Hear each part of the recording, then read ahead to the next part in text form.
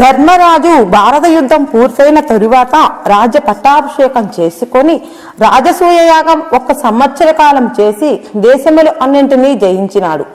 దేశములో పేరు గడించాడు. గుర్రాన్ని రాజసూయ యాగశాల దగ్గరకు తీసుకువచ్చినాడు.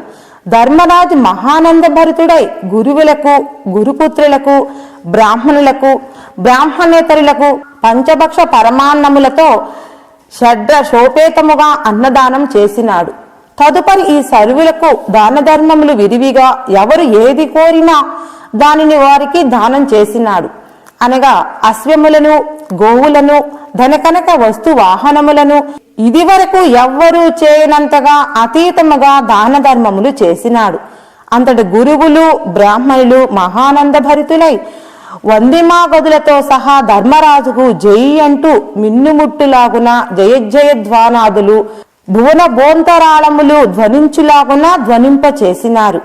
అందరూ రాజసమూహమంతా చాలా గొప్పగా పొగుడుతున్నారు. 3 లోకములలో ఇది వరకు ఎన్నడూ ఇంత గొప్పగా రాజసూయ యాగము చేసి ఇంత విరివిగా దాన ధర్మములు చేసిన వారు లేరు అంటూ ధర్మరాజుకు జయమగుగాక అంటూ గురువులు, బ్రాహ్మణులు, రాజులు, రాజేతరులు బహువిధములుగా పొగుడుతున్నారు. ఈ విధముగా రాజసూయ యాగములకు వచ్చిన బహుజనులంతా ఆనందోత్సవములతో ఓలలాడుచుండగా ఈ యాగశాల మధ్యలోనికి ఒక ముంగీస వచ్చి, మహాజనులారా, ఈ రాజసూయ యాగమును ధర్మరాజు చేసిన దాన ధర్మములకు సంతోషభరితులై ధర్మరాజును ఆకాశమునకు ఎత్తి బహువిధములుగా పొగుడుతున్నారు. అక్కడ ఒక ఆయన యజ్ఞం చేసినాడు. దాని ముందు ఇది బలాదు, ఎందుకు పనికిరాదు అన్నది. ధర్మరాజు నిర్ఘాంతుడైనాడు. అందరూ ఆశ్చర్యచకితులై చూస్తూ ఉన్నారు. ధర్మరాజు ప్రక్కనే ఉన్న కృష్ణుని చూసి, కృష్ణ, ఇదేమి వింత, ఒక మృగము వచ్చి ఇలా మాట్లాడుతుందేమి అన్నాడు. కృష్ణ పరమాత్మ నవ్వి, దాన్నే అడుగు ధర్మరాజా అన్నాడు. అంత ధర్మరాజు, ఓ ముంగీస, నేను చేసిన తప్పిదమేమిటి? ఆ మహారాజు యజ్ఞం ఎలా చేశాడు? అంతా సానుకూలంగా చెప్పమని వేడుకున్నాడు. అంతట ముంగీస ఇలా చెప్పినది, ధర్మరాజా, ఒక గ్రామంలో సత్తు, చిత్తు అను 2 తండ్రి కొడుకులు ఉన్నారు. వారిద్దరూ భార్యలతో కలిసి వారు 4. వారికి సిరి సంపదలు పూర్తిగా లేవు. వారు 4 చెట్ల నుండి రాలిన పండ్లను, వెదురు బియ్యము ఏరుకొని పక్వము చేసుకొని తింటూ భగవన్నామము చేసుకుంటూ ఒక పూరి గుడిసెలో కాపురం చేస్తున్నారు. ఇలా కొన్ని రోజులు గడిచిపోయినవి. ఈ 4కి ఒకరోజు వెదురు బియ్యం దొరకలేదు. చెట్ల నుండి రాలిన పండ్లు దొరకలేదు. ఆ రోజు 3 పూటలా పస్తున్నారు. మరో రోజు తండ్రి కొడుకులిద్దరూ అడవంతా తిరిగి ఒక తావులో వెదురు బియ్యం దొరికితే అవి ఏరుకొని ఇంటికి తీసుకువచ్చి ఆడవారికి ఇచ్చినారు. ఆ బియ్యము నూక చేసి జావగాసినారు. 4కి నిన్నటి రోజుల్లా ఆహారం లేక నీరసం వచ్చి కళ్ళు తిరుగుచున్నవి. త్వరగా దేవుడికి నైవేద్యం పెట్టి తిందామని 4 ఆకులలో సమానంగా పెట్టుకున్నారు. ఇంతలో ఒక శతవృద్ధుడు వచ్చి, నాయనలారా, 3 రోజుల నుండి ఆహారం లేదు, ప్రాణము పోవులాగున ఉన్నది, అంత అన్నం ఉంటే పెట్టండయ్యా అని పోయే ప్రాణములాగా కళ్ళలో ఊపిరి పెట్టుకొని అడిగి నిలబడలేక చతికిలబడ్డాడు. తండ్రి అయిన సత్తు ఇలా ఆలోచించుకున్నాడు, ఒకరోజు అన్నం లేకపోతేనే మాకు ఇంత నీరసంగా ఉందే, 3 రోజుల నుండి అన్నం లేనందున ఈ ముసలాయన ఎలా బ్రతికి ఉన్నాడు? పాపము, అన్నానికి ప్రాణం ఎంత కొటకలాడుతుందోనని ఆలోచించుకొని ఇంటి ముందు ఒక ప్రాణం ఆకలితో పడి ఉండకూడదని, అదీకాక అతిథి దేవోభవ అన్నారు. అనగా అతిథి భగవంతునితో సమానమన్నారు. కాబట్టి ఈ అతిథి రూపంలో వచ్చిన భగవత్ స్వరూపునికి పాద ప్రక్షాళన చేసి ఆ తీర్థం శిరస్సున జల్లుకొని మిగతాది అందరి మీద చల్లి తన వాటాగా తీసుకున్న పదార్థమును ఆ శతవృద్ధునికి తినమని ఇచ్చి భగవదార్పణం అన్నాడు. ఆ ముసలాయన క్షణములో తినివేసి, ఆకలి మంట చల్లారలేదు నాయనా అన్నాడు. ప్రక్కనే భార్య, నా భర్త పస్తూ ఉంటే నేను తినకూడదు కదా, ఆ మహానుభావుడికి ఎంత ఆకలిగా ఉన్నదో, ఆకలి మంట చల్లారలేదన్నాడు. పాపం అనుకొని ఆమె భాగం కూడా అతిథికిచ్చినది. అది క్షణంలో తిని, ఆకలి తీరలేదమ్మా అన్నాడు. అంతటి ప్రక్కనే ఉన్న కుమారుడు ఇలా ఆలోచించుకున్నాడు, నా తల్లిదండ్రులు ఎంత పుణ్యాత్మలో కదా, నా తల్లిదండ్రులు పస్తు ఉంటే నేను ఆహారం తిని సుఖముగా ఉండటం న్యాయము కాదు. పాపం ఆకలి తీరలేదట అనుకొని తన భాగము కూడా ఆ ముసలాయనకు తినమని సంతోషంగా ఇచ్చినాడు. ఆయన తిని ఇంకా ఆకలి తీరలేదు నాయనా అన్నాడు. ఆ ప్రక్కనే ఉన్న కొడుకు భార్య ఆలోచించుకుంది, ఆహా, నా అత్తమామలు నా భర్త ఎంత పుణ్యం చేసుకున్నారో, అతిథికి వారు ఆహారం పెట్టి వారు పస్తున్నారు, నా భర్తతో సహా అత్తమామలు పస్తు ఉండినా నేను ఆహారం తిని సుఖముగా ఉండటయా, అదిగాక ఆ ముసలాయన ఆకలి తీరలేదంటున్నాడు పాపం అనుకొని తన భాగము కూడా తినమని సంతోషంగా ఆ ముసలాయనకు ఇచ్చినది. అది తిని మంచినీరు త్రాగి, నాయనలారా అమ్మలారా నేడు కదా నా తీరినదని వారిని దీవించాడు. అంతటా వారు చేతులు కడిగి పాద ప్రక్షాళన చేసి తీర్థం పుచ్చుకొని ఆనందంగా భగవన్నామం చేసుకుంటూ ఆ ముసలాయనను సేవ చేసుకొనుచున్నారు. వీరిలో ఆకలి బాధ ఇసుమంతయు కనిపించలేదు. అంతటా ఆ ముసలాయన అదృశ్యమై భగవంతుడు ప్రత్యక్షమై, నాయనలారా మీ భక్తికి మీ త్యాగమునకు మెచ్చినాను, మీలాగా ప్రాణమును లెక్క చేయక ఆకలి త్యాగం చేసిన వారు ఎవ్వరూ లేరు అని చెప్పి వారిని సరాసరి వైకుంఠమునకు తీసుకుని వెళ్ళినాడు. చూడము, వీరు నలుగురు ఆకలికి ఓర్చుకొని ప్రాణం పోయే స్థితిలో ఉన్నా త్యాగం చేసి ఆ పండు ముసలాయనకు అన్నం పెట్టినారు. ఇదే నిష్కామ కర్మ యోగం. దీని ఫలితము ఎంతదో మీకును తెలిసింది కదా. అది అంతయు చూస్తున్న నేను నాకు కొంచెం పుణ్యం వచ్చునేమోనని ఆ ముసలాయనకు పాదములు గడిగిన నీటి తేమలో పడి పొర్లాడుతుంది. ఆ నీటి తేమ ఒక ప్రక్కకే సరిపోయినది, రెండో పక్కకు సరిపోలేదు. కానీ ఆ తేమ అయిన ప్రక్క బంగారం అయినది, రెండవ పక్క బంగారం అవుతుందని ఎక్కడైనా యజ్ఞములు చేయు తావుల్లో పొర్లాడుతున్నాను, కానీ రెండో ప్రక్క బంగారం కాలేదు. ధర్మరాజా, ఇప్పుడు నీవు యజ్ఞం చేయుచున్నావని తెలుసుకొని ఇక్కడ రెండో పక్క బంగారం అవుతుందేమోనని 3 రోజులుగా అంతటా పొర్లాడుచున్నాను, కానీ ఒక్క ఎంట్రుకు కూడా బంగారం కాలేదు. ఎందువల్లనినా ఇది స్వార్థంతో కూడుకున్న యజ్ఞం. ఆ సత్తు చిత్తు చేసిన యజ్ఞంలో ఇది 100వ వంతుకు కూడా చాలదు. సత్తు చిత్తు త్యాగం చేసి ఆ ముసలాయనకు జావ సమర్పించినారు. అందువలన వారికి మోక్షధామమైన వైకుంఠం వచ్చినది అని చెప్పి అదృశ్యమయ్యను. ఇది స్వార్థముతో చేసిన యజ్ఞం. ఎలా అనినా నా రాజ్యము బాగుండవలేను, నా ప్రజలు సుఖ సంతోషాలతో ఆనందంగా ఉండవలేను, నా పాపము నశించి పుణ్యము రావలేను, నాకు స్వర్గసుఖము దొక్కవలేను అన్న కోరికతో చేసిన యజ్ఞం ఇది. దాని ఫలము దీనికి లేదు అన్నారు. కావున మానవులు ఏ త్యాగం చేసి కర్మలు చేస్తున్నారో ఆలోచించండి. ఏ కర్మ చేసినా ఫలితము కోరకుండా చేయు కర్మ చిన్నది అయినా గొప్ప ఫలితం ఉన్నది. కోరికతో చేయు కర్మ ఎంత పెద్దదైనా ఫలితము శూన్యం. బంతి గోడకేసి కొడితే మనకే తగులుతుంది. అలాగే ఒకరిని ఒరే అంటే మనలను 10 సార్లు అనేవాళ్ళు తయారవుతారు. ఒకరిని ఒక తిట్టు తిడితే మనం 10 తిట్లకు తల ఉంచుకోవలేను. అయినా మాయా వైభవం చూడుము, ప్రాణులు నా యందు లేవు, నా స్వరూపము సర్వజీవ కోటిని ధరించునది పాలించునది. అయినను నేను ప్రాణుల యందు లేను. జీవులు శరీరము ధరించి అహంకారము వల్ల నన్ను మరచిపోయి శరీరమే తాను అనుకుంటూ ఆలుబిడ్డలను సంసారమును సిరి సంపదలను చూసుకుంటూ ఇంతకు మించి పరమావధి లేదనుకుంటూ దానినే పెంచుకుంటూ ఈ సర్వము వదిలిపెట్టి ఒకనాడు ఎవ్వరికీ చెప్పకుండా మరణించుచున్నారు. మన ముందల ఎందరో మరణించినారు, వారేమి తీసుకుపోయినారు, మనమేమి తీసుకుపోతాము అనే ఆలోచించేవారు ఒక్కరూ లేరు. ఎక్కడో 100కి 1,00,00,000కి ఒక మహానీయుడు మాత్రం ఇది కాదు పరమావధి అని తెలుసుకొని మహాత్ముడైన సద్గురువును ఆశ్రయించి ప్రశ్నించి పరిచర్యనర్చి తనలోనున్న దైవత్వమును ఆత్మస్వరూపమును తెలుసుకొని సాకార రూపమున నన్ను సేవిస్తూ నా అనుగ్రహమున తన ఆత్మస్వరూపంగా ఉన్న నన్ను తెలుసుకొని తనలో ఉన్న దివ్యశక్తిని పొంది సుఖించుచున్నాడు. జనన మరణములు తప్పించుకొని జీవకోటికి ఆదర్శ పురుషుడు అవుతున్నాడు అని శ్రీకృష్ణ పరమాత్మ గీతలో చెప్పియున్నాడు. ఆకాశములోనిచో వాయువు ఉండదు, కానీ ఆకాశములకు వాయువుతో సంబంధం లేదు. అలాగే యోగమాయ చేత ఈ జగత్తంతయు నిర్మింపబడి ఉన్నది. ప్రళయకాలములో సర్వజీవులను ఈ జగత్తంతయు త్రిగుణాత్మకం అగు నా మాయయందు లీనమగుచున్నది. మరల కల్పారంభమున నేను దానిని సృష్టించుచున్నాను. అసంగుడవు నిర్వికారుడవు అగు నీవు సృష్టించుట ఎట్లు అనినా నా స్వాధీనంలో ఉన్న మాయను అధిష్ఠించి సంస్కార వశమున మృత్యువు ఆధీనంలో ఉన్న చతుర్విధ భూతములను మరలా సృష్టించుచున్నాను. అయితే ఇట్లు నానావిధ కర్మలను ఆచరించుట వలన నీకు జీవుని కర్మబంధ మేల కలుగుటలేదు అనినా ఆ కర్మల యందు నాకు ఆసక్తి లేదు.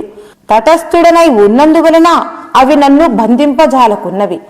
నా వలనే ఇతరులు కూడా కర్తృత్వమును, అభిమానమును, అహంకారమును, ఫలాసక్తిని వదిలి కర్మలు చేయుచున్నచో వారు కర్మల వలన బంధింపబడరు.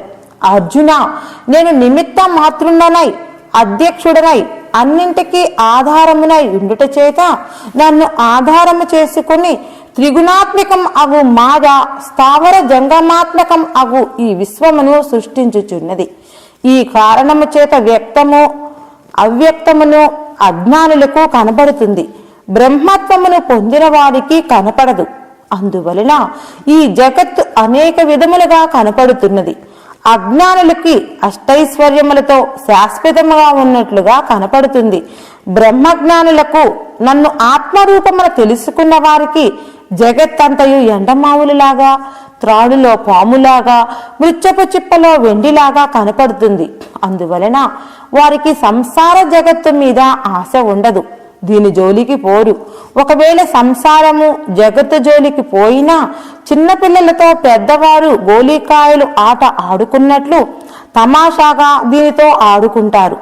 ఎవరైనా జనన మరణాలకు భయపడి చావు పుట్టుకలు లేని బ్రహ్మపదమును పొందవలేనని ఆసక్తితో దగ్గరకు వచ్చి ప్రాధేయపడినచో వారికి సంసారం మీద, శరీరం మీద ఆశ ఉన్నదో లేదో బాగా పరీక్ష చేసి చావు పుట్టుకలు లేని తనలో తానుగానే ఉన్న ఆత్మను బ్రహ్మోపదేశం ఇచ్చి తెలిపి ఆత్మజ్ఞానం చేత సాధింపజేసి జీవుని బ్రహ్మత్వమును సాక్షాత్ జగజ్యోతి స్వరూపమును పొందించును. ఈ బ్రహ్మత్వమును శిశుని చేత తనే పొందించును. ఎందువలననినా జీవుడు దేవుడై ఉన్నాడు కాబట్టి జీవాత్మ పరమాత్మయే కనుక ఆత్మ సాధన చేత ఆత్మస్వరూపుణ్ణి, ఆత్మస్వరూపమైన జ్యోతిస్వరూపుణ్ణి నేనేనని ఆత్మధ్యానం చేపించి బ్రహ్మత్వమును పొందించును. కావున నా నిజస్వరూపమును తెలుసుకొని మహాత్ముల్ని సందర్శించి ప్రతి వారును బ్రహ్మత్వమును పొందనగును. నేను నిత్య శుద్ధ ముక్త స్వభావుడను, సర్వాత్మల స్వరూపుడును, సర్వేశ్వరుడును అయినను భక్తులు ననుగ్రహించుట కొరకు శుద్ధ సత్వమగు మనుష్య దేహమును ధరించుచున్నవాడను. నా పరమ దివ్య స్వరూపమును ఎరగని పరమ మూడులు మాత్రం నన్ను మనుష్య మాతృనిగా నెంచి నన్నెరుంగజాలకున్నారు. రామకృష్ణాది అవతారములకు వచ్చినప్పుడు సాక్షాత్కారముగా వారి ముందు ఉన్నను 1999 మంది నన్ను మనుష్య మాతృనిగానే తెలుసుకున్నారు. శబరి, హనుమంతుడు, నారదా ప్రభుతులు, గోపికలు, సప్తమహా ఋష్యాదులు ఏ కొద్ది మంది మాత్రమే నన్ను పరమాత్మగా తెలుసుకున్నారు. అన్య దేవతలు శీఘ్రముగా ఫలముల నిత్తురని తలంచి నానా విధములు అగు కుతర్కములను ఆశ్రయించి వివేక శూన్యులై హింసాది తామస గుణ కర్మలను, కామక్రోధాది రాజసమును, బుద్ధిని నాశనము చేయు కర్మలను ఆశ్రయించి నన్ను లెక్క చేయకున్నారు అని అన్నాడు శ్రీకృష్ణ పరమాత్మ. ఆధ్యాత్మిక సాధన ఎలాంటిదంటే దేవుని రాజ్యంలోనికి, దేవుని దగ్గరికి పోవుటకు వైకుంఠానికి తలుపులు తెరిచే ప్రయత్నం లాంటిది అని మొట్టమొదట ప్రతివారు జ్ఞాపకం ఉంచుకోవటం మంచిదని గొలగమూడి వెంకయ్య స్వామి వారు అన్నారు. కొంతమంది మహాత్ములు సత్కర్మపరులై నిష్కామ బుద్ధితో దైవీ స్వభావమును ఆశ్రయించి కామక్రోధాదులకు లొంగక అనన్యంగా భగవంతుణ్ణి సేవించుచు భగవంతుని కంటే వేరేమీ లేదని నమ్మి ఆ భగవంతుణ్ణి జగత్తుకు ఆయనే కారణంగా తెలుసుకొని భజిస్తున్నారు. ఎలా అనినా స్తోత్రములతో గురుముఖమున పొందిన మంత్రములతో దృఢమైన నియమము గలవారై పరమ ప్రీతిపూర్వకముగా ప్రణమిల్లుచున్నారు. ఇవన్నీ దైవకర్మలో చేరినవి కనుక ప్రతి మానవుడు దైవకర్మలో పాల్గొని పరమ ప్రీతిపూర్వకంగా స్వార్థరహితుడై ఏకత్వ భావంతో అభేద బుద్ధితో దాసోహమను భావముతో బ్రహ్మ రుద్రాది రూపములతో కూడా ఉన్నాడు అని జగత్తుకు తల్లి తండ్రి కర్మపరదాత ప్రణవము ఋగ్వేదము యజుర్వేదము సామవేదము ఈ వేదములలో కూడా భగవంతుడు ఒక్కడేనని నమ్మి సేవించవలేను. కొందరు యజ్ఞములు దాన ధర్మములు అన్నదానములు పూజలు వ్రతములు మంత్రానుష్ఠానములు మహాపుణ్య ఫలప్రదమని చేసి ఆ పుణ్యవశాస్తు స్వర్గలోకమునకు పోయి స్వర్గసుఖములను అనుభవించి పుణ్యక్షయము కాక మరలా భూలోకమునకు వచ్చి ఘోర సంసార సముద్రంన బడుచున్నారు. స్వార్థరహితులై సర్వదేవతలందును భగవంతుని అంతర్యామిగాను ఆత్మదేవునిగాను గుర్తెరింగి తన ఆత్మస్వరూపమున సేవించేవారు మరలా జన్మమునకు రారు. ఒకే విధమైన కర్మలు అనగా మంత్రములు జపించుట, దాన ధర్మములు, యజ్ఞములు, అన్నదానములు, వ్రతములు, పూజలు, బావులు త్రవ్వించుట, గుడులు కట్టించి దేవతా విగ్రహములను ప్రతిష్ఠించుట, ఇలా ఎన్నో విధములైన సత్కర్మలు. ఇవి అన్నీ స్వార్థరహితంగా కర్మఫలమందు ఆశ లేకుండా పరమేశ్వర ప్రీత్యర్థంగా చేయునప్పుడు వచ్చు ఫలితము అమరత్వం, జనన మరణములు లేని మోక్షము ప్రాప్తించును. ఇవే కర్మలు స్వార్థ సహితముగా చేయినప్పుడు వచ్చు ఫలితము జనన మరణములతో కూడిన స్వర్గము భూలోకము సంసారమున పుట్టుట చచ్చుట తప్పవు. ఒకే రకములైన కర్మలలో మన స్వభావము వల్ల ఎంత వ్యత్యాసం ఉన్నదో తెలుసుకొని దైవత్వమును పొంది బ్రహ్మస్వరూపులైనారు మహాత్ములు. తదితర మానవులు ఎంతో కష్టపడి నష్టపడుచు ఈ కర్మలనే చేయుచు స్వర్గమునకు భూలోకమునకు తిరుగుచు జనన మరణములకు గురియొగుచున్నారు. కర్మలో ఎంత రహస్యమున్నదో తెలియకుండా ఉన్నారు మానవులు. ఒకే కర్మ స్వర్గమునకు భూలోకమునకు త్రిప్పుతుంది, యమలోకమునకు పంపుతుంది, వైకుంఠమునకు కైలాసమునకు పంపుతుంది, లేదా జీవన్ముక్తిని పొందిస్తుంది. ఇవి మన మనసు ప్రభావం చేత పొందుతున్నాం. మంచి మనసు ముక్తిని పొందిస్తుంది, చెడ్డ మనసు నరకమునకు పంపిస్తుంది. మనస్సే కారణం అన్నింటికీ. చూడ ఆత్ముడు తానైనున్నంత కాలము ఇలలో నన్నా ఇది తెలియవలయు నవలిని వేమ అన్నాడు వేమన యోగి. మనస్సున పెనిగి మనసు మర్మముగన్నది ఎరుక అన్నారు మహాత్ములు. అందువలన అన్నింటికీ మనస్సే కారణమని తెలుసుకొని మనస్సును మంచిగా మలచుకున్నచో ముక్తి పొందగలరు మానవులు.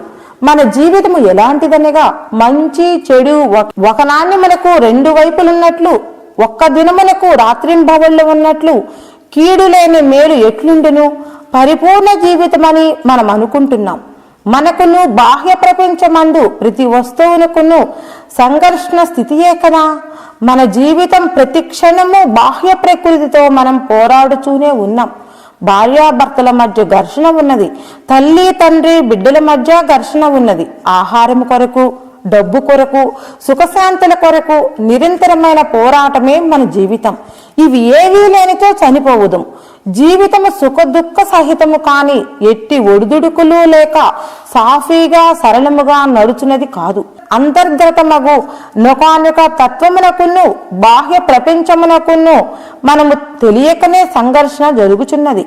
మన అంతర్గతములో జరుగుతున్న ఘర్షణను తెలుసుకోలేకుండా ఉన్నారు. మానవులు బాహ్య ప్రపంచములో జరుగు సంఘర్షణలతో పోరాడుతున్నారు. అలాగే జీవితము గడిపి చనిపోవుచున్నారు. మానవ జీవితము ఇంతే కదా. కానీ మహనీయులు మాత్రం బాహ్య ప్రపంచమున సంసారమున జరుగు సంఘర్షణలను వదిలిపెట్టి అంతర్గతముగా జరుగుతున్న సంఘర్షణలతో పోరాడి సంశయములు అన్నీ సమసిపోయిన తదుపరి మిగిలి ఉన్నదే అదే ఆత్మ అని గుర్తెరింగి దానిని సాధించి ఆఖరకు అదే నేనని తెలుసుకొని పరమశాంత స్వరూపులై ఆత్మ పరంజ్యోతి స్వరూపులైనారు. ఇప్పుడు అనుకుంటారట, వారు ఆత్మస్వరూపుణ్ణి, ఆత్మను నేనే అయి ఉండియు ఎన్ని జన్మల నుండియో నన్ను నేను గుర్తించలేకపోయితేనే నేను ఆత్మలని బ్రహ్మములని నమ్మలేక నమ్మి నిజము తెలుసుకొనలేకపోయేతిని. నేను ఎంత అజ్ఞానినో, ఎంత మూర్ఖుడినో, ఎంత పాపిష్ఠునో కదా. కానీ ఎంతమంది దేవుళ్ళను ప్రార్థించాను. ఒక్క దేవుడన్నా, నాయన నువ్వు ఫలానా ఆత్మస్వరూపుడువు, నీ నిజస్వరూపము మానవదేహం కాదు, నీవు నేను ఒక్కటే, లేక రాముడు కాని కృష్ణుడు కాని శివుడు కాని నాయన నీవే నేను నేనే నీవు అని చెప్పినారా? లేదు. నా గురుదేవులు మాత్రం నాయన నీవే జ్యోతిస్వరూపుడువు, నీవే ఆత్మస్వరూపుడువు, నీవే సాక్షాత్ పరబ్రహ్మ స్వరూపుడువు అని దృఢముగా చెప్పి నమ్మించినాడు. ఆత్మధ్యానము చేత ఆత్మను నేనేనని నమ్మి ఆత్మధ్యానం చేయించి నన్ను ఆత్మస్వరూపమైన పరంజ్యోతి స్వరూపుణ్ణి చేసినాడు. అందువలన త్రిమూర్తుల కన్నా సర్వదేవతల కన్నా నా గురుదేవుడే గొప్పవాడు. నా గురుదేవుని కన్నా మించిన దేవుడు ఈ జగత్తులో మరొక దేవుడు లేడు. సర్వ ఆశలు సర్వ కోరికలు నశింపజేసుకొని సంసార ఆశలు వదిలిపెట్టి కూడు గుడ్డకు రోసి ప్రాణము పోయినా సరే నాకు ఆత్మ సాక్షాత్కారము కావలేనని ఎన్నో కష్టములకు ఓర్చి జనుల చేత పిచ్చివాడనిపించుకుంటూ సర్వము త్యజించి ఆత్మధ్యానము చేసి ఆత్మ సాక్షాత్కారము పొందితే అప్పుడు కృష్ణుడు నీవే నేను నేనే నీవు అనును, రాముడు నీవే నేను నేనే నీవు అనును, శివుడు వచ్చి నీవే నేను నేనే నీవు అనును, జగన్మాత వచ్చి నీవే నేను నేనే నీవు అనును. అప్పటిదాకా ఈ దేవుళ్ళకు మనం కనపడలేదా ఏమి? సర్వదేవతలు అనుగ్రహించెదరు. ఇప్పటిదాకా వీరికి మనం కనపడలేదు కాబోలు. కావున వీరందరికంటే ఆత్మ జగజ్యోతి స్వరూపమును పొందించిన గురుదేవుడే మిన్నయని అనినారు. మహాత్ములు ఈ రహస్యమును తెలుసుకొని గురుదేవుని అనుగ్రహమునకు పాత్రులైనారు. అంతట సర్వదేవతలు వారి అంతట వారే అనుగ్రహింతురు. మోక్షము ఏ దేవుడు కాని ఏ దేవత కాని ఇచ్చున్నది కాదు. మనం మోక్ష స్వరూపులం అయ్యే ఉన్నాం. ఈ రహస్యమును ప్రతివారు గుర్తించవలేను. బ్రహ్మదేవుడు నన్ను ఈ మృత్యు సంసారంలో పుట్టించినాడు. నా గురుదేవులు నన్ను మృత్యు సంసారము నుండి తప్పించి ఆధ్యాత్మిక లోకంలో పుట్టించినాడు. శ్రీమన్నారాయణమూర్తి ఈ మృత్యు సంసారంలోనే పోషిస్తున్నాడు. నా గురుదేవులు నన్ను ఆధ్యాత్మిక పదంలో నడిపిస్తున్నాడు. సదాశివుడు నన్ను చంపుతున్నాడు. నా గురుదేవులు నన్ను అమరత్వము శాశ్వతము చావు పుట్టకులు జనన మరణములకు అవతలది అయిన మరణము లేని మోక్ష పదమును అందించినాడు. అందువలన నా గురుదేవులే ముమ్మూర్తుల కన్నా గొప్పవాడు అన్నాడు ఫీర్ మొహిద్దీన్. అందువలనే గురువే బ్రహ్మదేవుడు, గురువే శ్రీ మహావిష్ణువు, గురువే సదాశివుడు, గురువే సాక్షాత్ పరబ్రహ్మం. కావున గురుదేవులకు ఆత్మపూర్వకంగా శిరస్సు వంచి ఒక్కసారి అహంకార రహితుడై నమస్కరించినచో లోకమెల్లా తనకు దాసోహమగునట. గురుదేవులను పూజించినట్లయితే సర్వదేవతలను పూజించిన ఫలము కలుగునని సర్వశాస్త్రములు చెప్పుచున్నవి. గృహస్థుడు సదా భగవద్భక్తుడై ఉండవలేను. భగవద్ జ్ఞానమే అతని జీవిత పరమావధి. సదా కర్మనిరతుడై తన విద్యుక్త ధర్మమును నిర్వహించుచు కర్మఫలమును ఈశ్వరార్పణ మనర్చుచుండవలేను. కర్మ చేయుచు కర్మఫలములను ఆశింపకుండుట అనగా ఒకరికి సాయం చేసి అతడు మరిలా నాకు సాయం చేయువలేనను బుద్ధి లేకుండా ఉండవలేను. ఏదైనా ఒక సత్కార్యము చేసి దాని వలన నన్ను అందరూ గొప్పగా చెప్పుకొనవలేనని తలంపు లేకుండా ఉండుట. లోకులు తనను గూర్చి మంచిగా చేయు స్థుతులను లేసమేమియూ లెక్క చేయక అనగా చెవిన పెట్టక సర్వదా సత్కార్యములు చేయుట నిజముగా మహోన్నత స్వార్థ త్యాగం.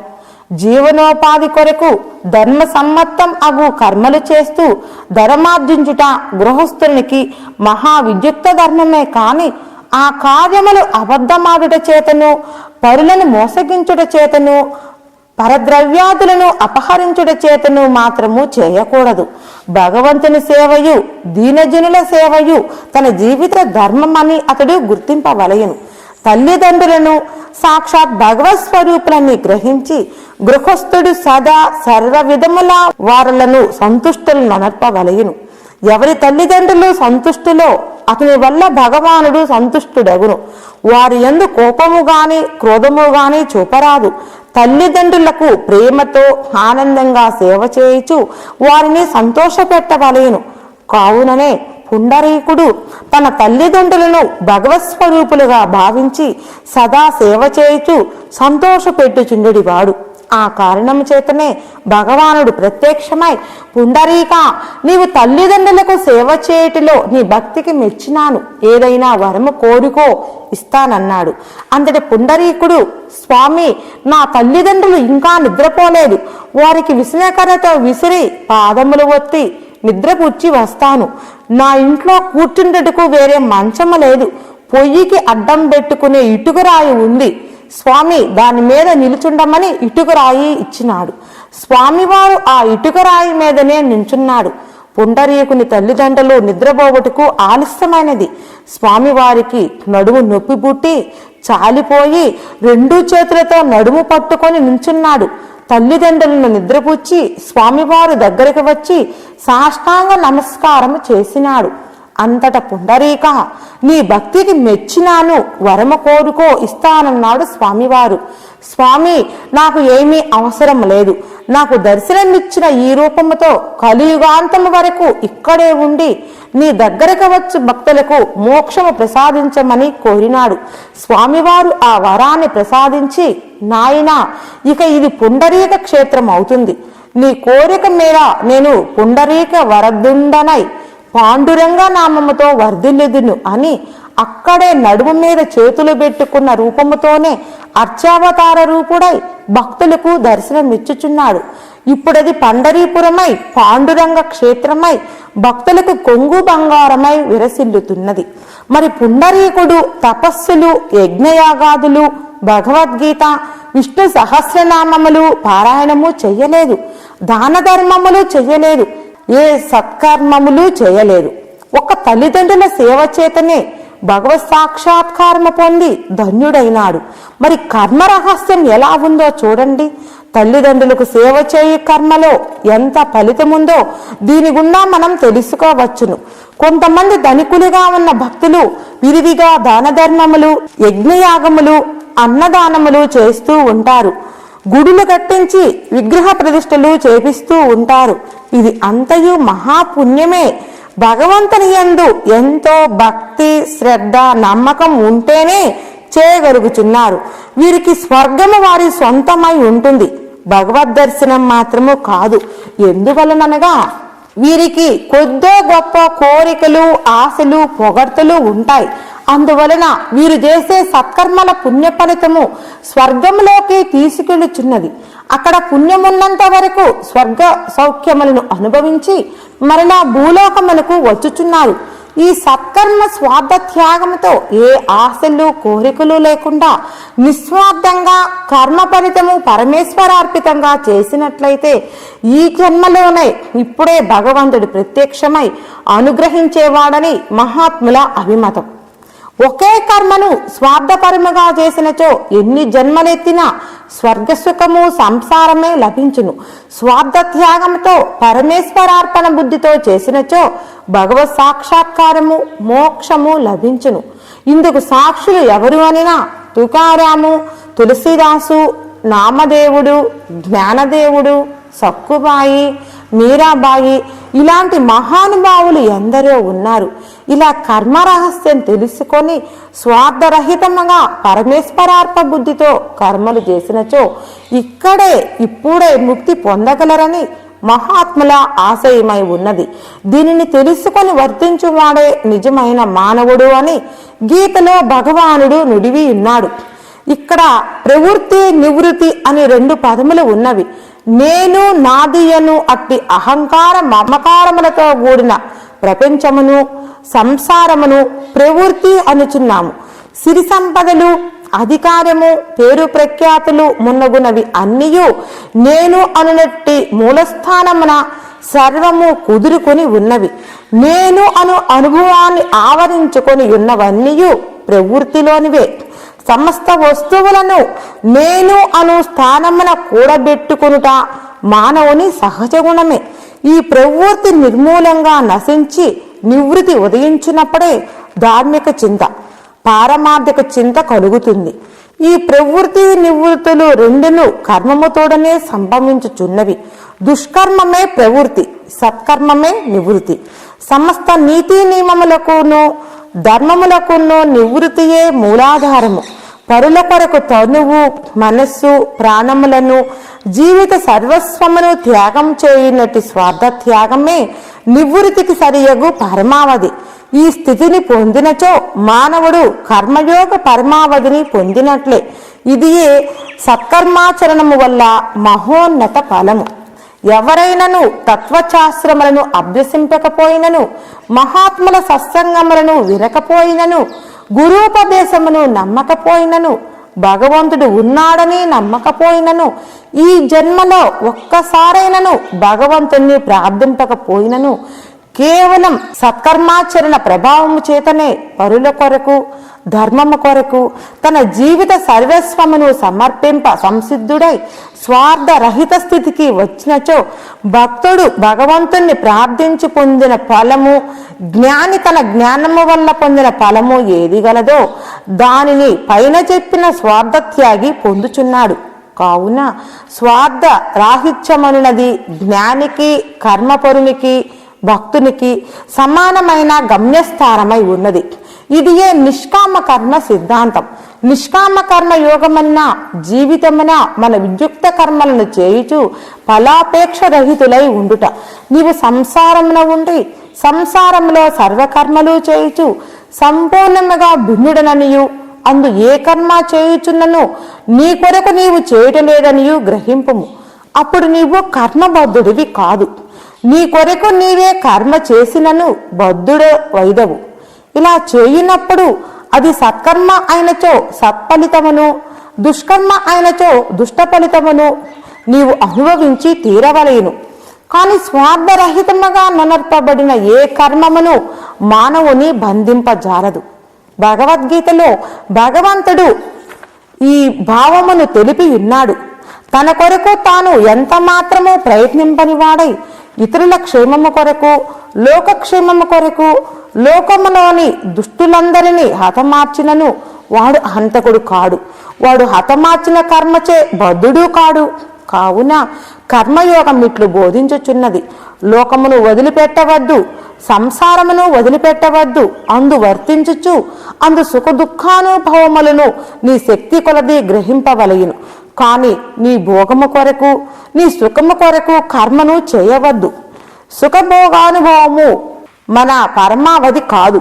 మొట్టమొదట అహంకారమును చంపుకొని సమస్త మానవులను నీవలనే భావింపుము. అప్పుడు నీవు ఆధ్యాత్మికంలో ప్రభావితుడై ఆత్మ సాక్షాత్కారము పొంది ముక్తి పొందగలవు. అయితే కొంతమంది జంతువులు అన్నీ మన కొరకే సృజింపబడినవనియు, ఈ ప్రపంచమంతయు మన సుఖము కొరకే సృజింపబడినదు అనియు అమాయక ప్రజలకు బోధింతురు. ఇది అంతయు కేవలం మూర్ఖత్వం. తన కొరకే మానవుడు సృజించబడినాడని పెద్ద పులి కూడా ఇట్లు ప్రార్థింపవచ్చును. ప్రభు, నేను తినుటకై పుట్టిన మానవులు, తమను తాము సమర్పించుకొనని మానవులు ఎంత దుర్మార్గులో చూడుము అనుకొనుట. కానీ పెద్ద పులి కనపడితే దానిని ఎట్టకేలకు బంధించి అడవులకు తోలుటయో చంపుటయో చేయుదురు. కాని పులికి ఆహారం కొరకు పోవటలేదు కదా. జంతువులు ఏమీ అనలేవు కాబట్టి మన కొరకు సృజింపబడినవి అని చెప్పుకొనుచున్నారు. మానవులు కూడా పులుల కొరకు సృజింపబడినారని ఎందుకు చెప్పకూడదు? మానవుడు ప్రతి జంతువు మన కొరకు సృజింపబడినవని అనుకొనుచున్నారు. పులులు కూడా మానవులు మన కొరకు సృజింపబడినారని అనుకొను. దీనిని ఏమందురో వారు. కానీ పులి ఊరిలోనికి వచ్చి ఒక వ్యక్తిని చంపి తిన్నను దాని ఆహారం అది తిన్నదిలే అనుకొని ఊరకుండినచో మనము కూడా జంతువులు మన ఆహారమని తినవచ్చును. అట్లుగాదే పులికి ఆహారమై పుట్టిన మనము పులిని చూస్తే బెదిరి దాంకొనుచున్నాము. ప్రభుత్వం వారు దానిని చంపుతున్నారు. మనకు ఆహారము కాని జంతువును చంపి తింటున్నాం. ఇది ఎంతటి ధర్మమో ఊహించువారెవరు?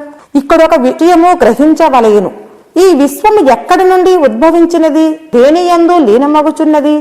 అనేక నామరూపములతో వ్యక్తమగుచున్న ఆ పరమాత్మయే మానవుడని ఆధ్యాత్మిక శాస్త్రములన్నీ మహా ఋష్యాదుల మొదలు మహాత్ములందరూ చెప్పుచూనే ఉన్నారు. అయితే ఆ పరమాత్మలో ఒక సూక్ష్మాంశమే మానవుడు అని చెప్పుచున్నారు. మనం చూస్తున్న మన శరీరములు మూలతత్వము నందొక అంశము. ఈ సమస్త ప్రపంచము పిపీలీకాది బ్రహ్మ పర్యంతరము సర్వము పరమాత్మ యందొక కళ లవలేశము.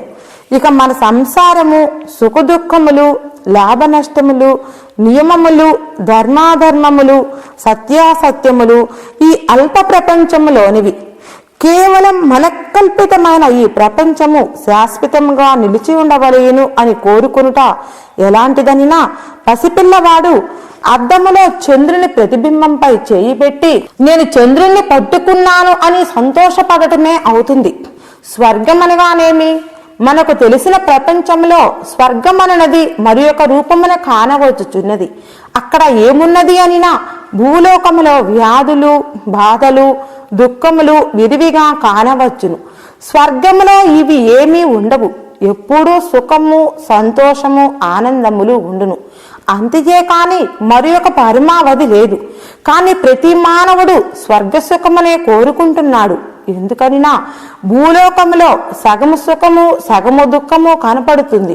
కొంతమందికి 3 వంతులు దుఃఖమే కనపడుతుంది. అందువలన మహాత్ములు కూడా దైవశక్తిని పొందుటకు మహా కష్టములను అనుభవిస్తూ దైవశక్తిని పొందుచున్నారు. స్వర్గానికెళితే సుఖము సర్వదా అనుభవించవచ్చునన్న కోరిక కలిగి స్వర్గమును కోరుకుంటున్నారు. అక్కడ కొన్నినాడు సుఖంగా ఉందామన్న కోరికతో పోవుచున్నారు. కానీ అక్కడ సుఖము తప్పితే ఏ పరమావధి లేదు. అది అయినా శాశ్వతంగా ఉంటుందా అంటే ఉండదు. అనగా భూలోకములో చేసుకున్న పుణ్యమును స్వర్గమునకు తీసుకువెళ్ళి అక్కడ సుఖము అనుభవించి ఆ పుణ్యము అయిపోయిన తక్షణమే మరలా భూలోకమునకు వచ్చి సంసారమున మునగడమే అవుతుంది. అనగా ఇక్కడ పుణ్యము సంపాదించుకోవటం అక్కడనే అనుభవించుటకు చేతగాకనేమో స్వర్గమునకు పోయి పుణ్యఫలము అయిపోయేంత వరకు సుఖము అనుభవించి మరలా భూలోకములోనే పుడుతున్నాం. మరి వీరికి పరమావధి ఎక్కడా? అందువలన మహాత్ములైన వారు స్వర్గమును సుఖమును తుచ్చములుగా గ్రహించి వాటిని కన్నెత్తి చూడకుండా శాశ్వత సుఖధామము ఆనందధామము అమరత్వము అమృత పదమునైన మోక్షమును లేక భగవత్ సాక్షాత్కారమును కోరి కర్మ భక్తి జ్ఞాన వైరాగ్యములతో సాధించి ఆ పదమును పొందుచున్నారు. అది సంసార బంధము జనన మరణములకు అవతలది అయిన శాశ్వత బ్రహ్మత్వాన్ని పొందుచున్నారు. ఇప్పుడు ఆలోచించము, స్వర్గము ఎలాంటిదో అర్థమవుతుంది. స్వర్గసుఖము కోరేవారంతా ఏ తరగతికి చెందినవారో అర్థమవుతుంది. కావున మానవులందరూ స్వార్థముతో కూడియున్న స్వర్గసుఖములను విడనాడి శాశ్వత సుఖధామమైన జనన మరణములో లేని మోక్షము అగు పరంధామమును కోరుకొనవలెను. అయితే ప్రస్తుతం మానవుడు క్షుద్రమగు సంసారమును ప్రపంచ స్థితులను శరీరములతో తాదాప్యమును పొంది ఈ అల్పస్థితులే తాననుకొనుచున్నాడు. నేననంతుడను అప్రమేయుడను ఆత్మను పరబ్రహ్మమును అను సంగతి మర్చిపోయినాడు. ఈ అల్పసుఖములే తాత్కాలికం అగు కామక్రోధాదులే తన స్వభావం అనుకొనుచున్నాడు. ఈ క్షుద్ర ప్రపంచమే శాశ్వతమని యాతని భావము. అంతేకాక ఈ మూర్ఖత్వమునకు అజ్ఞానముతో మిళితమైన మనస్సు కూడా దాసుడైనాడు. మనకు కనిపించు ఈ అల్ప ప్రపంచమునకు అతీతముకు కోట్ల కొలది సుఖములు ఉండవచ్చును. అనంత విధములైన జీవులుండవచ్చును. అనేక నియమములు వృద్ధిక్షయములు కార్యకారణ భావములు ఉండవచ్చును. తుదకు ఇవన్నీను కలిసి మన అనంతాత్మ తత్వమున కేవలమున ఒక అంశయని గ్రహింపవలయను. ఏలయనగా సమస్త ప్రపంచము ఈ అద్వితీయమైన ఆత్మ పరబ్రహ్మములోనివే కదా. ఈ ప్రపంచము మాత్రం కాలమునకు బద్ధమై ఉన్నది. ఈ భూమి అంతరిక్షముల కంటేను దివ్యమైన ప్రదేశములు ఉండవచ్చును. అందులో సుఖములు ఇంతకంటే విశేషముగా ఉండవచ్చును. కానీ అవి అన్నయూ అనంతము అవ్యయము అయిన ఆత్మలోనివే అయినను ప్రకృతికి వశీభూతములై ఉన్నవి. కావున మనం ప్రపంచములకు అతీతలము కావలియను. ఐహిక దృష్టి తొలగినప్పుడే నిజమైన ఆధ్యాత్మిక చింత కలుగుతుంది. ఈ అల్ప సుఖములను దుఃఖములను లౌకిక జ్ఞానము అణుగునప్పుడు క్షణికము తుచ్చమును అగు సంసారము ఎడల సంసార సుఖముల ఎడల మన వ్యామోహము నశించిననే కాని ఆత్మ నా సొంతమని ఆ తేజశక్తిని అణుమాత్రము అయినను తెలుసుకోగలం. మహాత్ములు పొందిన ఆత్మలాభమును బడియుటకు ఒకే మార్గము కలదు. అది ఏది అనగా లౌకిక జీవితమున ప్రపంచమును ఇహలోకమును స్వర్గమును అహంకారమును మమకారమును ఇంద్రియ కల్పితం అగు నీ అల్ప ప్రపంచమందలి వ్యామోహమును త్యజించి నిష్కామ కర్మయోగము చేత పరమేశ్వరార్పితముగా కర్మ ఫలితమును భగవంతునికి అర్పించుచున్న ఎడల వెంటనే ముక్తులగుదురు.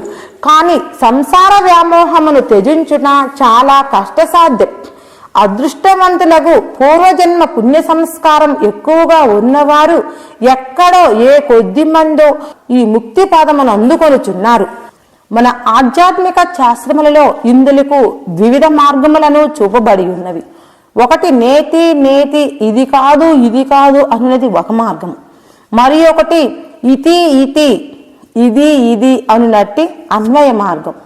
ఇందులో నేతి ఇది కాదు అన్నది అత్యంత క్లిష్ట సాధ్యం. అయితే నాకు సంసారము వలదని మహాధైర్యశాలురై నిలిచి ఒక్కానించు మహాధీరులు అగు అసాధారణ సంకల్ప బలాన్వితులకు మాత్రమే ఈ వ్యతిరేక మార్గము సాధ్యమగును. వారి మనస్సు శరీరము వారి సంకల్ప శక్తికి ఆధీనములగుటచే ఇందు విజయమునందుచున్నారు అనగా ఆత్మ సాక్షాత్కారము పొంది ముక్తులగుచున్నారు. కాని ఇట్టి వారు అరుదుగా ఉన్నారు.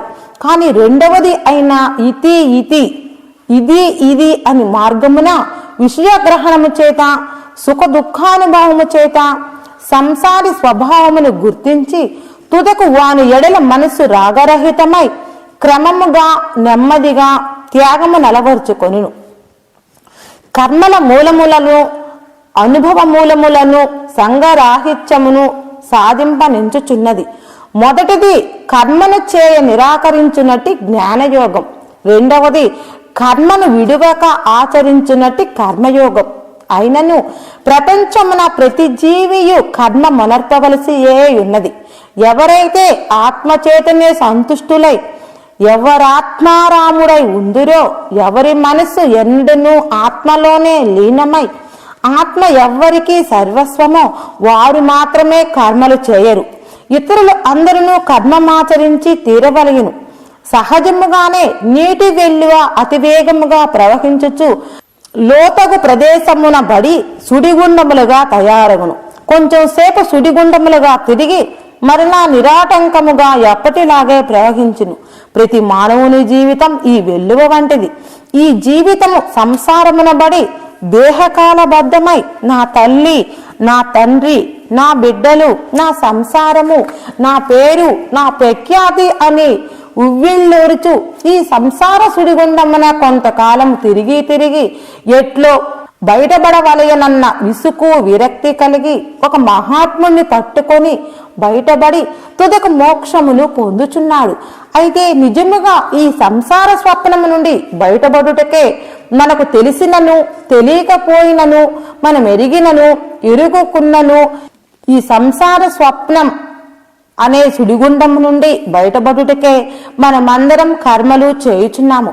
కొంతమంది ఈ సంసారం నా ముక్తి కొరకే దేవుడిచ్చినాడన్న జ్ఞానము కలిగి ఆ సంసారమును దేవునిదిగా భావించి ఈ సంసారంలో ఒక పాలేరులాగా మెలుగుచు ఓపిక ఉన్నన్నాళ్ళు చేసి తదుపరి సంసారమును దేవుడికి వదిలివేసి విరక్తి కలిగిన వాడై నిష్కామ కర్మయోగమున భక్తి జ్ఞాన వైరాగ్యము కలిగి జనన మరణము లేని ముక్తిని పొందుచున్నాడు.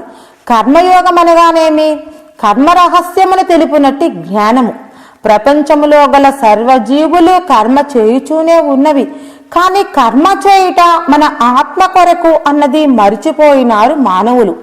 అయినా ప్రతి పని పూర్తి చేసి సుఖముగా ఉందామని కర్మ చేయుచున్నారు.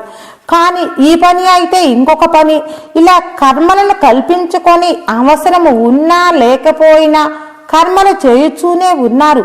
అందువలన జీవితాంతము కర్మలు చేసిన కర్మలు పెరుగుతూనే ఉన్నవి కానీ తరగడం లేదు. దీనికి ఒకటే మార్గము, భగవంతుని దృష్టిలో పెట్టుకొని జన్మ కడతేర్చుకోవాలని ఆత్మ సాక్షాత్కారము కొరకు నిష్కామ బుద్ధితో కర్మలు చేయుచుండిన ఎడల క్రమేణా కర్మలు అన్ని కర్మరహిత స్థితిని పొందును.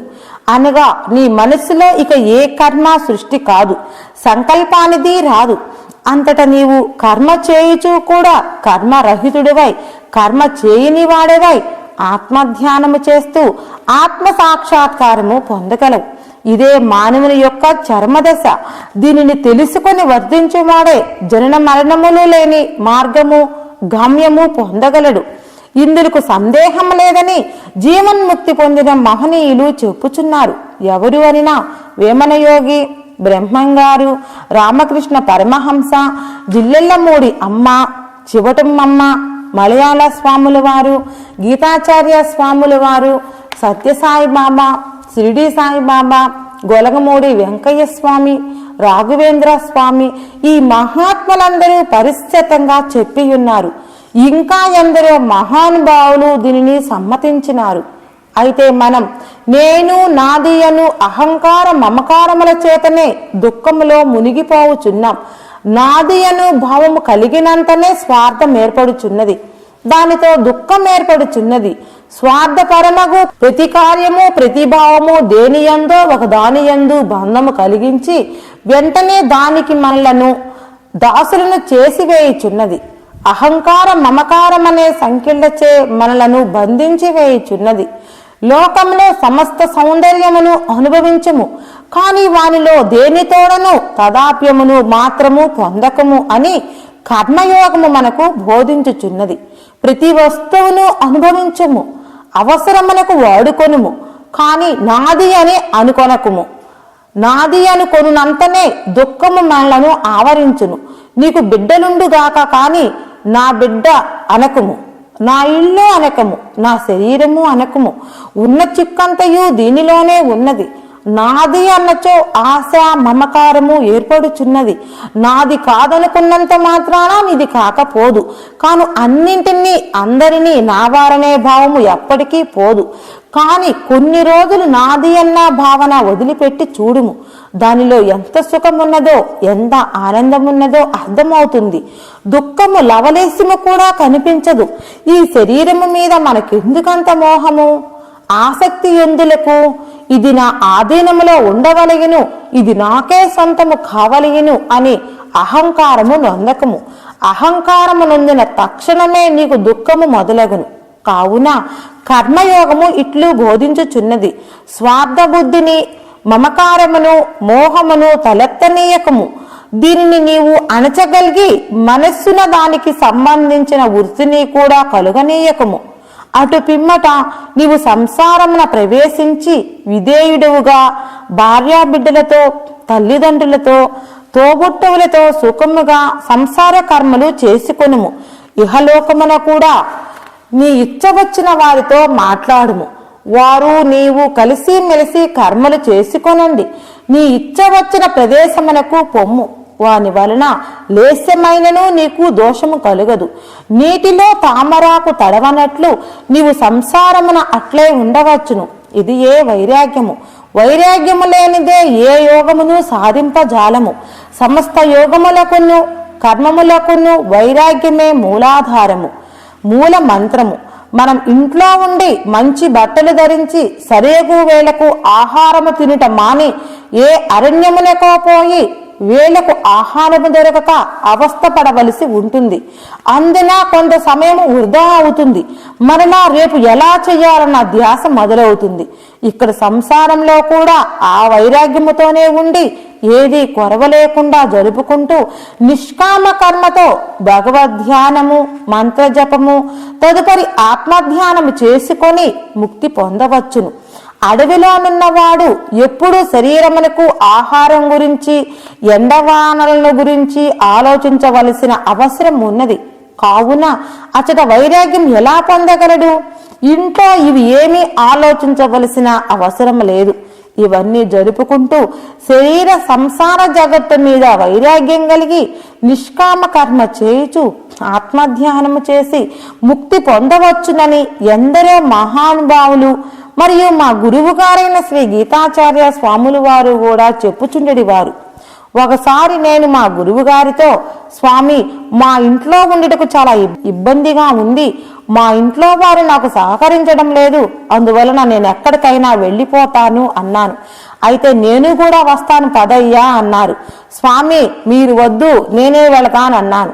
నాకంటే చిన్నవాడివి, నీకే ఇంత వైరాగ్యం ఉంటే నాకు ఉండకూడదా అని, పిచ్చివాడ, అడవికి పోయి కూటికి గుడ్డకు నీళ్లకు ఉండుటకు ఎంత ఇబ్బంది పడతావో నీకు తెలియదు. ఒకవేళ అడవికి వెళ్ళినా శరీర సంసారం మీద ఆశలు వదిలి వైరాగ్యం కలగవలగిను. ఆ వైరాగ్యముతో ఇంట్లో ఉండి శరీర బాధలు పడకుండా సులభంగా ముక్తి పొందవచ్చును. నేనెక్కడికి వెళ్ళినాను నీకు తెలియదా? సంసారంలోనే ఉన్నాను కదా, తెలియదా? నాకేమి కొదవైనది? నేనే బ్రహ్మమునై విశ్వవిరాట్ స్వరూపుణ్ణై ఉన్నాను.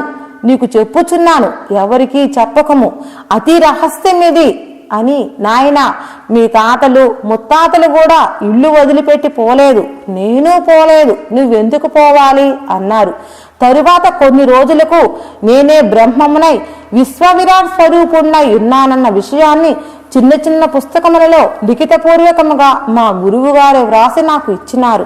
మీ తాత ముత్తాతలు అనగా కటారి వీరాస్వామి, వారి శిష్యులు చెన్నూరు చెంచయ్య స్వామి, తెనాలి చంద్రయ్య స్వామి, సత్యసాయి బాబా, వీరి శిష్యులు శ్రీ గీతాచార్య స్వాములు వారు అనగా కటారి వీరాస్వామి నా ముత్తాత, చెన్నూరు చెంచయ్య, తెనాలి చంద్రయ్య, సత్యసాయి బాబా నా తాతలు, శ్రీ గీతాచార్య స్వాముల వారు నా తండ్రి. ఈ భావనతో, నాయన, నీ తాత ముత్తాతలు కూడా ఇల్లు సంసారము వదిలిపెట్టి వెళ్ళలేదు, నీవెందుకయ్యా వెళ్ళేది? నేనున్నాను కదా, నీకేమీ భయం లేదు, భయపడవద్దు, నీవెక్కడికి వెళ్ళవద్దు. కానీ మీ ఇంటికి వెళ్లకుండా ఇక్కడనే నా దగ్గరనే ఉండుము, నీవెక్కడికి వెళ్ళవలసిన అవసరం లేదు, అన్నయూ నేను చూసుకుంటాను అన్నారు. అంతటి గురుదేవుల మాట మీరలేక ఇక్కడే ఉండిపోయినాను. సంసారం నా విద్యుక్త ధర్మమని దానిని పట్టుకొని ఈదులాడుట ఎందులకు? సంసారం నా విద్యుక్త ధర్మమని నన్ను ఎక్కడకు పోదు, నా విద్యుక్త ధర్మమని అనకపోయినను ఎక్కడికి పోదు. మనం చేయవలసినది ఏమనగా కర్మఫలము భగవంతునికి సమర్పించి కర్మలను ఆచరించుట ఒక్కటే మన విద్యుక్త కర్మాచరణం అనుకోవలేను. మన విద్యుక్త కర్మములు అన్నీ భగవంతునివే. అతని కార్యమును ననర్చుటకు నిమిత్త మాత్రులమైనందుకు మనం ఎంతో ధన్యులం. మనం సంసారంలో చేయి కర్మలు బాగుగా చేయుదుమో ఓగుగా చేయుదుమో ఎవరెరుగుదురు? బాగుగా చేసినను ఫలము మనది కాదు, ఓగుగా చేసినను ఫలము మనది కాదు. కావున శాంత చిత్తుడివై మమకార రహితుడివై కర్మలని చేయుము. ఈ రక్తమాంసములతో కూడిన శరీరమందు వ్యామోహము నా విద్యుక్త ధర్మమని చెప్పుట చాలా సులభం. జనులు లౌకిక జీవితంలోనికి దిగి సంసారము బాగుపడేటకు ధర్మ కొరకు విశ్వ ప్రయత్నము చేయుచుందురు. కాని ఎంత విశ్వ ప్రయత్నము చేసినా వచ్చేది వస్తుంది, రానిది రాదు. దీనిని గుర్తెరింగి నడువుము, నీకే లోటు ఉండదు. కానీ కొంతమంది ఇది మా విద్యుక్త ధర్మము, ఇది మన కర్తవ్యము అని చెప్పొదురు. యథార్థము చూసినచో ఇది విపరీతమైన కాంచన వ్యామోహము. ఈ విద్యుక్త చింత నీకేలా ఉండవలయను? సమస్తము భగవానుని కర్పింపము. ఈశ్వర ప్రణిధానమును అమృతమును గ్రోలి సుఖింపము. పరమేశ్వర సంకల్పము చేత మనము రక్షించుచుండగా పుణ్యపాప ఫలములతో మనకు పని ఏమి? నీవు పుణ్యమే కావలేనని అనుకొందువా? పాపమును అనుభవించి తీరవలేను. పాపమును తప్పించుటకు పుణ్య ఫలమును విడుచుటయే మార్గము. సుఖ దుఃఖములు పరస్పర విరుద్ధములు కదా.